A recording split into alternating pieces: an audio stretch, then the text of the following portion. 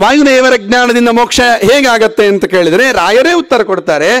ಮುಕ್ತಿ ಹೇತು ಜ್ಞಾನ ವಿಷಯತ್ವಾಚ್ಚ ಮಹಾನ್ ಪ್ರಾಣ ಅಂತ ಹೇಳ್ತಾರೆ.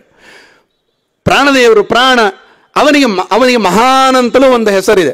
ಒಂದು ಅರ್ಥ ಮಾಡೋದಾದರೆ ಮಹತ್ತತ್ವದ ಅಭಿಮಾನಿ ದೇವತೆ ಚತುರ್ಮುಖ ಬ್ರಹ್ಮದೇವರು, ಮುಂದೆ ಭಾವಿ ಬ್ರಹ್ಮರಿವರು, ಆದ್ದರಿಂದ ಮಹತ್ತತ್ವದ ಅಭಿಮಾನಿ ಇವರಿಗೂ ಹೇಳಲಿಕ್ಕಾಗತ್ತೆ. ರಾಘವೇಂದ್ರ ಸ್ವಾಮಿಗಳು ಎಲ್ಲರಿಗೂ ಗೊತ್ತಿರುವ ಅರ್ಥ ಹೇಳೋದಿಲ್ಲ, ಮತ್ತೊಂದು ಹೇಳ್ತಾರೆ.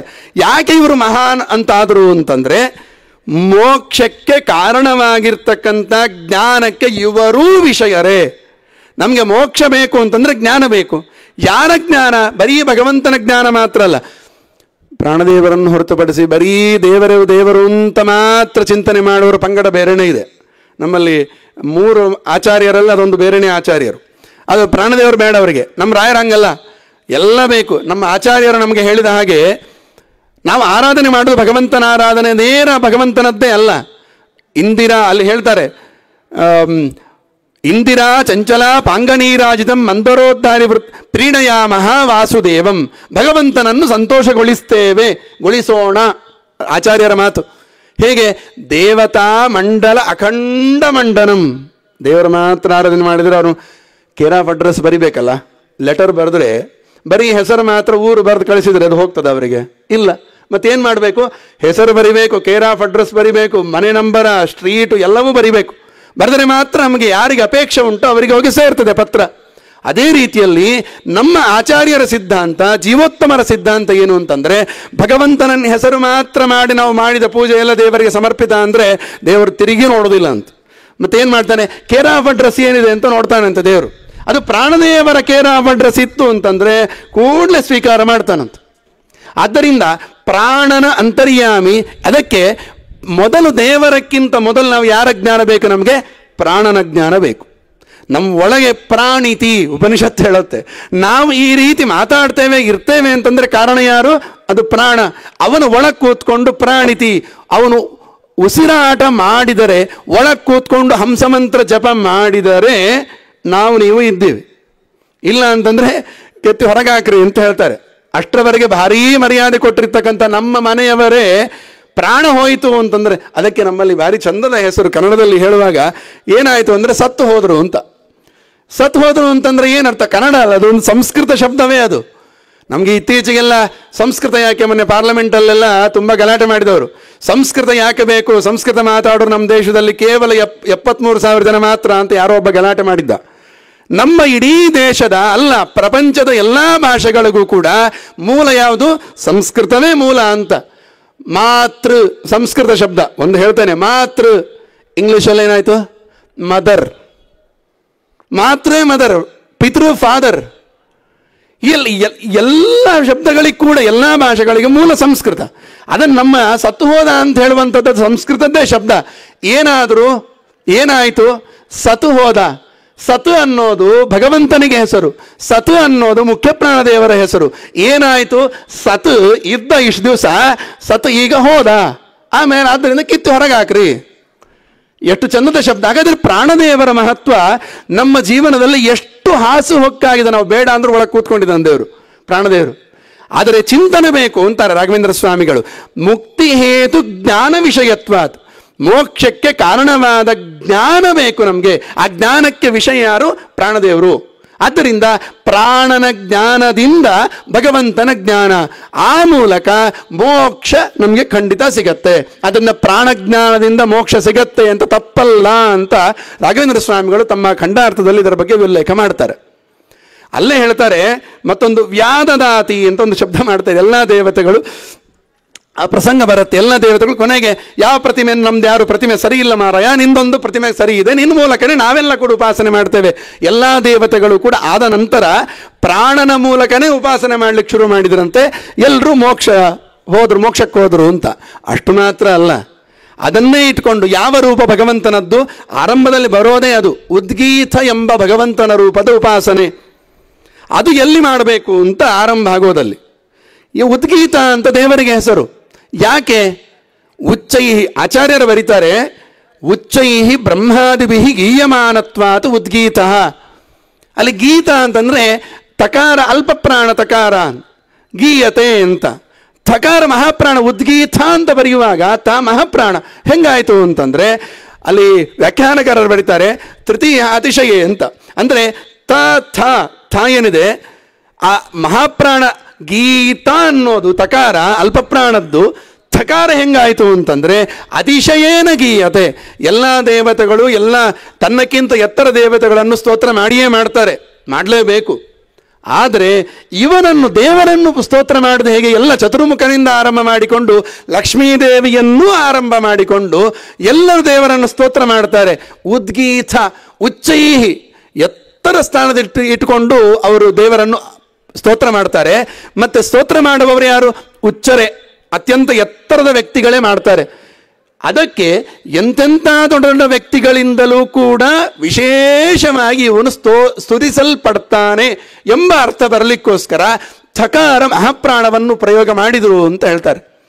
ಈ ರೀತಿ ಇಷ್ಟು ಮಾತ್ರ ಅಲ್ಲ, ದೇವತೆಗಳು ಮಾತ್ರ ಅಲ್ಲ, ಋಷಿಗಳು ಕೂಡ ಯಾವಾಗ ದೇವತೆಗಳು ಈ ರೀತಿ ಪ್ರಾಣನ ಮೂಲಕ ದೇವರ ಉಪಾಸನೆ ಮಾಡಿ ಮೋಕ್ಷಕ್ಕೆ ಹೋದ್ರೋ ಋಷಿಗಳಿಗೂ ಗೊತ್ತಾಯ್ತಂತೆ. ಗೊತ್ತಾಗಿ ಅವರು ಕೂಡ ಪ್ರಾಣನ ಮೂಲಕನೇ ಆರಾಧನೆ ಮಾಡ್ಲಿಕ್ಕೆ ಶುರು ಮಾಡಿದ್ರಂತೆ. ಮೋಕ್ಷ ಬೇಕಲ್ವಾ, ಶುರು ಮಾಡಿದ್ರಂತೆ. ಇಲ್ಲಿ ಆಗುವಾಗ ಉಪನಿಷತ್ತು ಹೇಳುತ್ತೆ, ಅವರು ದೇವತೆಗಳು ಇವರೆಲ್ಲ ಕೂಡ ಪ್ರಾಣನ ಮೂಲಕ ಯಾವ ಯಾವ ಶಬ್ದಗಳ ಮೂಲಕ ಪ್ರಾಣನ ಉಪಾಸನೆ ಮಾಡ್ತಾ ಬಂದ್ರೋ ಅವರೆಲ್ಲರಿಗೆ ಆಮೇಲೆ ಅವರಿಗೆ ಆ ಹೆಸರು ಬಂತು ಅಂತ ಹೇಳಿಬಿಡ್ತಾರೆ. ಮೋಕ್ಷ ಮಾತ್ರ ಸಿಗಲಿಲ್ಲ. ಈಗ ಅಂಗಿರ ಅಂತ ಋಷಿ, ಅದನ್ನು ಉಲ್ಲೇಖ ಮಾಡ್ತದೆ ಉಪನಿಷತ್ತು. ಅಂಗಿರ ಅಂತ ಋಷಿ, ಆ ಋಷಿ ಪ್ರಾಣನ ಮೂಲಕ ಭಗವಂತನ ಆರಾಧನೆ ಉದ್ಗೀತನ ಉಪಾಸನೆ ಮಾಡಿದ ಅಂತ ಹೇಳ್ತಾರೆ. ಅಲ್ಲಿ ಹೇಳುವಾಗ ಅಂಗಿರ ಅಂತ ಋಷಿಗೆ ಹೆಸರು ಹೆಂಗೆ ಬಂತು ಅಂತ ಉಪನಿಷತ್ತು ಹೇಳುತ್ತೆ. ಪ್ರಾಣನನ್ನು ಅಂಗಿರ ಎಂಬ ಶಬ್ದದಿಂದ ಉಪಾಸನೆ ಮಾಡಿ ಅದರೊಳಗೆ ಉದ್ಗೀತನ ಉಪಾಸನೆ ಮಾಡಿದ್ದಕ್ಕೆ ಆ ಋಷಿಗಳಿಗೂ ಕೂಡ ಅಂಗಿರ ಅಂತ ಹೆಸರು ಬಂತು ಅಂತ ಹೇಳ್ತಾರೆ. ಮೋಕ್ಷ ಅಂತೂ ಗ್ಯಾರಂಟಿ. ಇದು ಅವಾಂತರ. ವಾದಿರಾಜ ಶ್ರೀಪಾದರು ಭಾರಿ ಚಂದ ಹೇಳ್ತಾರೆ. ಈ ಫಲಗಳನ್ನು ಹೇಳುವಾಗ ನಾವು ನಿಷ್ಕಾಮ ಫಲ ಮಾಡಬೇಕು ಅಂತ ಒತ್ತು ಕೊಟ್ಟು ರಾಜರು ಒಂದು ಯುಕ್ತಿಯನ್ನು ಹೇಳ್ತಾರೆ. ಯಾರಾದರೂ ಒಂದು ಕೃಷಿಕ ಇದ್ದಾನೆ, ಒಂದು ಲೌಕಿಕ ದೃಷ್ಟಾಂತ ಕೊಡ್ತಾರೆ. ಒಬ್ಬ ಕೃಷಿಕ ಇದ್ದಾನೆ, ಅವನೇನು ಕೃಷಿ ಮಾಡ್ತಾನೆ. ಕೃಷಿ ಮಾಡುವಾಗ ಅವನ ಉದ್ದೇಶ ಏನಿರುತ್ತೆ? ಯಾವ ಫಲಾಪೇಕ್ಷೆ ಇಟ್ಟುಕೊಂಡು ಮಾಡ್ತಾನೆ? ದವಸ ಧಾನ್ಯಗಳ ಉದ್ದೇಶ ಇಟ್ಟುಕೊಂಡು ಮಾಡ್ತಾನೆ, ಹೌದಲ್ವಾ? ಕೃಷಿ ಮಾಡ್ತಾನೆ. ಆದರೆ ಅದರ ಒಟ್ಟಿಗೆ ಹುಲ್ಲು ಕೂಡ ಬಂತು ಬೋನಸ್ ಆಗಿ. ಅವನು ಹುಲ್ಲು ಬೇಕು ಅಂತ ಏನಾದರೂ ಉದ್ದೇಶ ಇಟ್ಕೊಂಡು ಮಾಡಿದ್ನ ಕೃಷಿ? ಇಲ್ಲ. ಉದ್ದೇಶ ಇದ್ದದ್ದು ಧಾನ್ಯಗಳದ್ದು, ಬಂದದ್ದು ಧಾನ್ಯನೂ ಸಿಕ್ತು, ಅದರ ಜೊತೆಗೆ ಹುಲ್ಲೂ ಸಿಕ್ತು. ದನಕ್ಕೆ ಬೇಕಾದ ಹುಲ್ಲು ಅದನ್ನು ಕೊಂಡ್ಕೊಳ್ಬೇಕಾಗಿಲ್ಲ, ಅದೂ ಸಿಕ್ತು.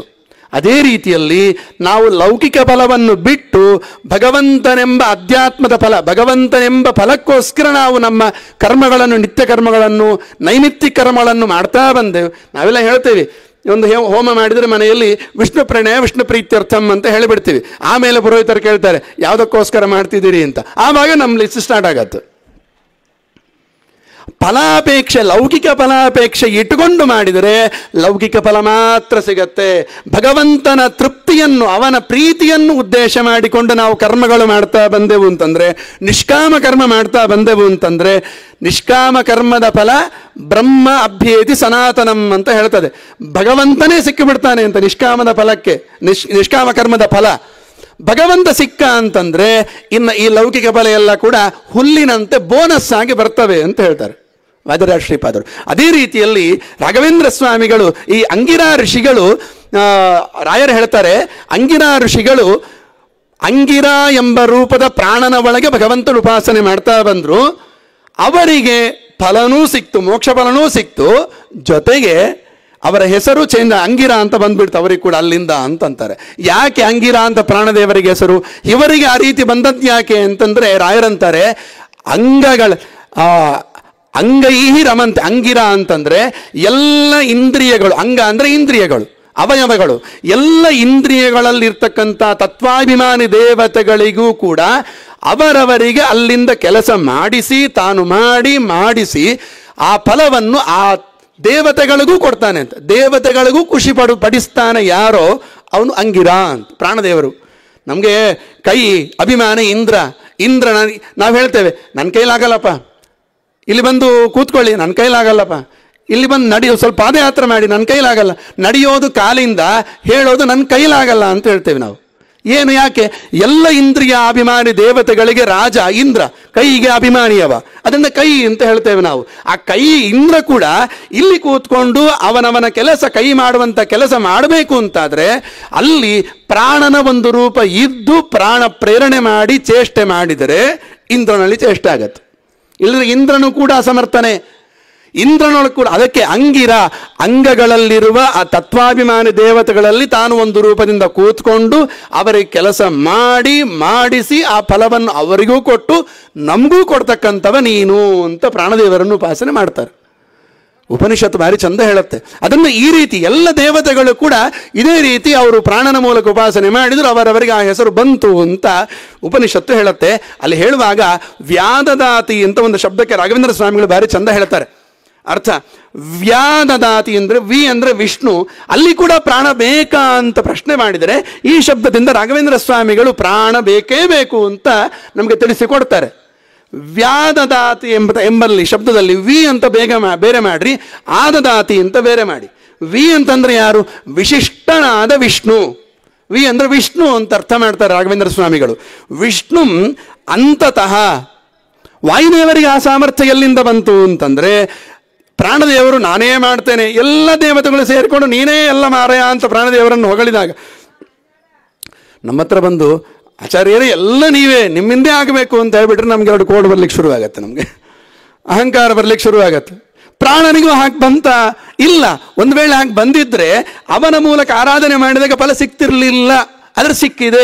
ಅದ್ರ ಏನಂತಾರೆ? ಪ್ರಾಣ ಯಾವ ರೀತಿ ಚಿಂತನೆ ಮಾಡ್ತಿದ್ರು ಅಂತಂದ್ರೆ ವಿಷ್ಣು ಭಗವಂತನನ್ನು ಅಂತತಃ ಒಳಗಿಂದ ಸರ್ವೋತ್ತಮತ್ವೇನ ಪ್ರಾಣದೇವರು ಒಂದು ಕ್ಷಣವೂ ಬಿಡುವುದಿಲ್ಲ ಅಂತ.